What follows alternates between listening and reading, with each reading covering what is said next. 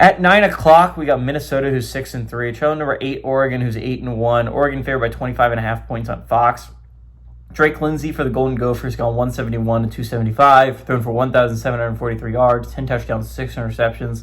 Fame Ojibwe has had 82 carries for 384 yards and 2 touchdowns, and Lemeke Brockington has had 37 catches for 385 yards and 3 touchdowns.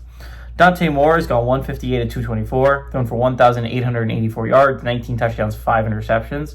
Noah Whittington has had 68 carries for 551 yards and 4 touchdowns on the ground, and Takorian Moore has had 28 catches for 443 yards and 3 touchdowns.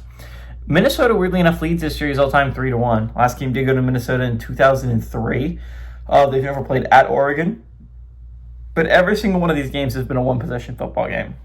And so that's kind of interesting. And you're talking about complete shifts. I was talking about Louisville, I think, was one of the bigger losers of last weekend. Oregon, to me, was one of my bigger winners. Oregon went on the road, beat a very good Iowa team, and that was what they were looking for, right? I think Oregon passed the eye test for most of us, but the resume just wasn't quite there yet, right? They hadn't beaten a team that was going bowling as of yet. Now, the likelihood is Northwestern probably will go bowling, and there's a decent shot Rutgers also goes bowling, so there's those 2 wins.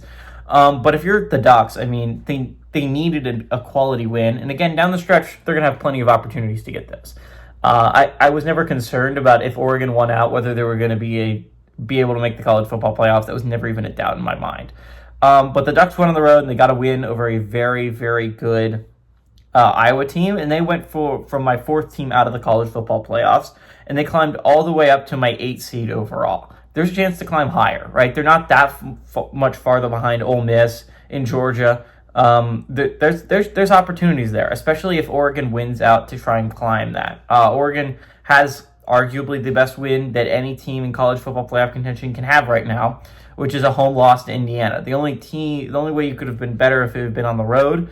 But again, it's not a bad loss to have if you're Oregon, and as long as you win out, you're going to be fine. But the thing is, Minnesota is a solid football team. As I said down the stretch, the problem wasn't like, oh, if Oregon wins out, they're going to be fine. The problem is, do they win out? Again, their schedule is extremely difficult, and they survived a thriller last week against Iowa. That was a game that easily could have gone Iowa's way. Oregon found ways to make plays down the stretch with a beautiful deep ball by Dante Moore to end Iowa's playoff hopes.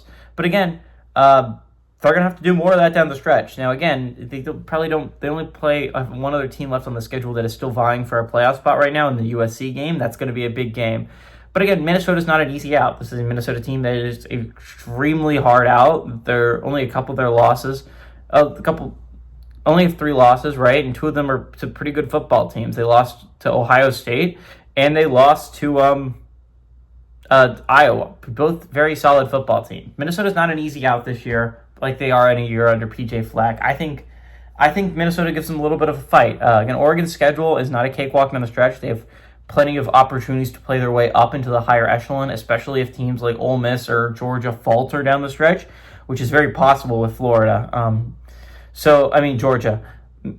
The Golden Gophers, I think, keep this game a little bit tighter. I think Oregon has a little bit of a letdown game after such a thriller against Iowa last week, and they have such a massive game against USC next week. I like the Ducks to win this one, but I think Minnesota keeps this game closer than you would like if you're a Ducks fan. Give me the Golden Gophers to cover.